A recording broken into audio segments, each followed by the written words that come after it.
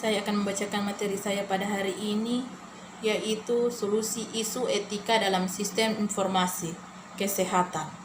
1. Latar belakang. 2. Teori etika. Berdasarkan referensi pengertian etika dapat dibagi dua berdasarkan perlakuannya, yaitu tunggal dan jamak.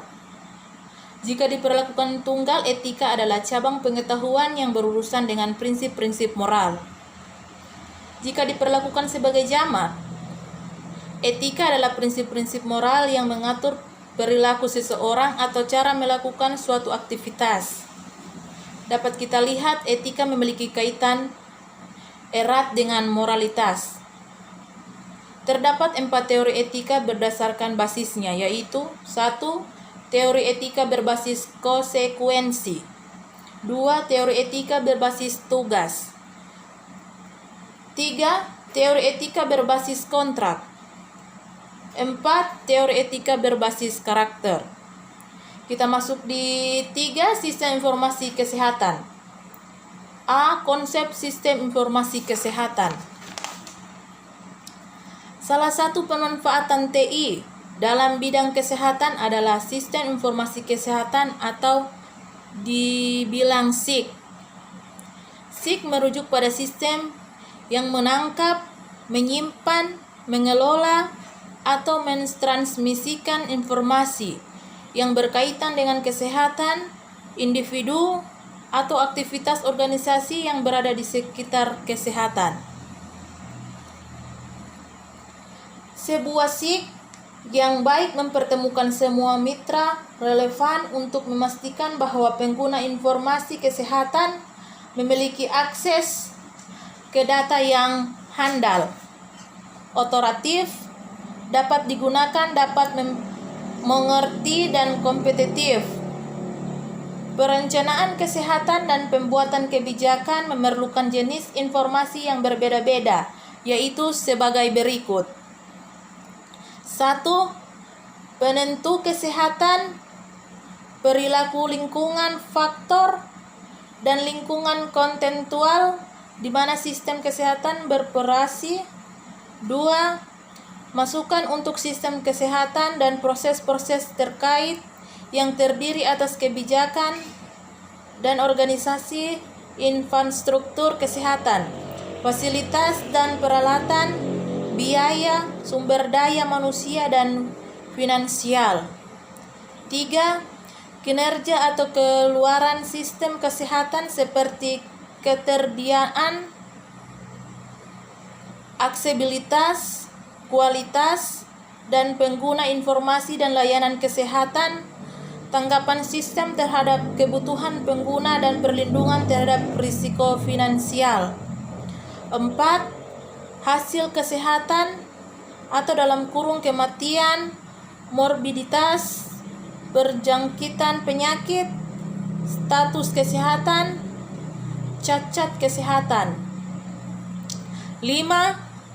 Ketidakadilan kesehatan berhubungan dengan penentu, cakupan, layanan, hasil, dan kesehatan, dan termasuk pemuas kunci seperti jenis kelamin, status sosioekonomi, kelompok etnis, lokasi geografis, dan lain-lain.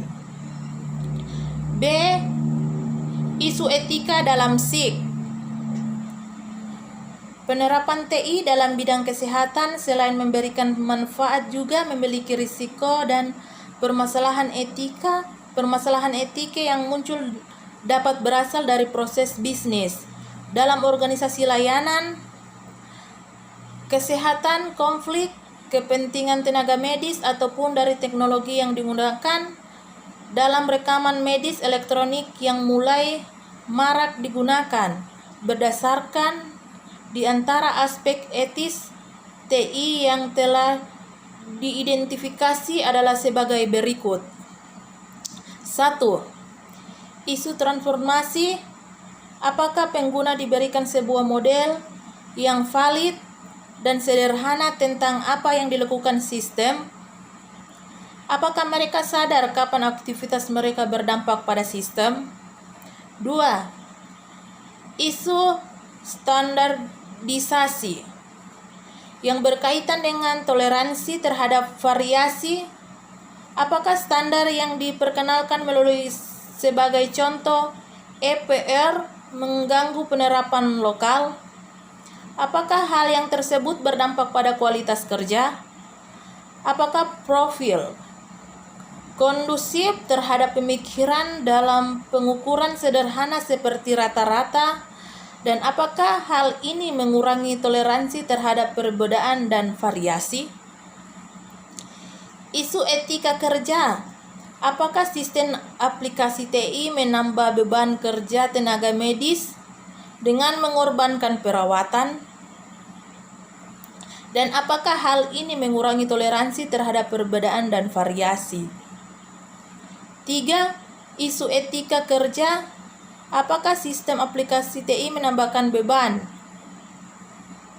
dan kerahasiaan digunakan untuk pengawasan karyawan? Batasan yang perlu diletakkan dalam pembagian informasi EPR. 5.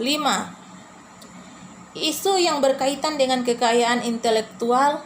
Apa isu kekayaan intelektual yang dapat muncul dengan website informasi kesehatan dan pemeliharaan basis data informasi kesehatan?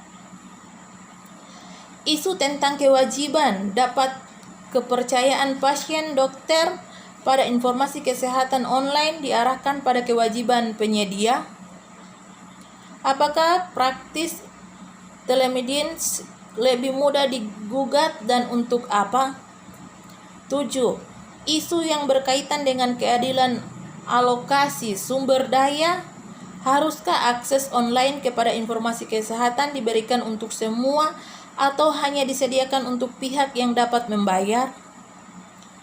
8. Isu kesehatan. Apakah informasi kesehatan ditampilkan dengan cara yang dapat membantu masyarakat untuk masalah mereka dan membuat pilihan? Kita masuk 4. Alternatif solusi. Adapun secara umum, stakeholder berkaitan dengan SIK adalah tenaga medis, ahli farmasi, pasien, keuangan, CIO, tenaga TI, dan pembuat kebijakan. Di sini, analisis stakeholder dalam melakukan pemberian layanan kesehatan suatu organisasi kesehatan seperti rumah sakit, klinik palang merah terdiri atas berbagai pihak yang memiliki peran masing-masing. Tenaga medis antara lain dokter atau perawat. Tenaga medis berinteraksi secara langsung dengan pasien. Mereka bertanggung jawab memberikan penanggung pada pasien. Mereka juga harus memberikan penangguhan sesuai prosedur yang berlaku. Ahli farmasi mirip dengan tenaga medis, tetapi mereka tidak berurusan secara langsung dengan pasien. Ahli farmasi memiliki tanggung jawab untuk meracik obat sesuai dengan resep dari dokter. Selain itu, ahli farmasi juga berlaku mengetahui riwayat kesehatan dari pasien. 3. Pasien. Pasien adalah konsumen dalam bisnis layanan. Perawat kesehatan, mereka memiliki kepentingan untuk memenuhi kebutuhannya, untuk menjaga kesehatan atau memulihkan kondisi kesehatan. Informasi yang berguna bagi pasien antara lain kondisi kesehatan dirinya, hasil diagnosa, resep obat atau langkah-langkah pengobatan yang perlu diambil, hingga keuangan yang perlu dikeluarkan untuk membayar jasa perawatan kesehatan. 4. Bagian keuangan. Bagian keuangan berkepentingan dalam pengolahan keuangan, dalam organisasi kesehatan, dalam pelayanan kesehatan. Transaksi yang ada tidak hanya berupa transaksi tunai ataupun perbankan, tetapi juga transaksi di mana digunakan asuransi atau tunjangan kesehatan. Pendataan yang berkaitan dana ini harus dilakukan untuk mencegah kebangkrutan dari organisasi. 5. CEO. Eksekutif dalam suatu organisasi kesehatan CEO bertanggung jawab terhadap segala hal yang ada dalam organisasi mulai dari tingkat strategis hingga tingkat operasional. Adapun informasi yang diperlakukan oleh CEO hanya informasi tingkat strategis yang sejatinya dihasilkan dari sintesis informasi di tingkat-tingkat bawahnya. 6. CEO. CEO adalah pimpinan yang bertanggung jawab terhadap informasi-informasi yang ada dalam organisasi kesehatan. 7. Tenaga TI. Tenaga TI adalah pimpinan yang bertanggung jawab terhadap informasi-informasi yang ada.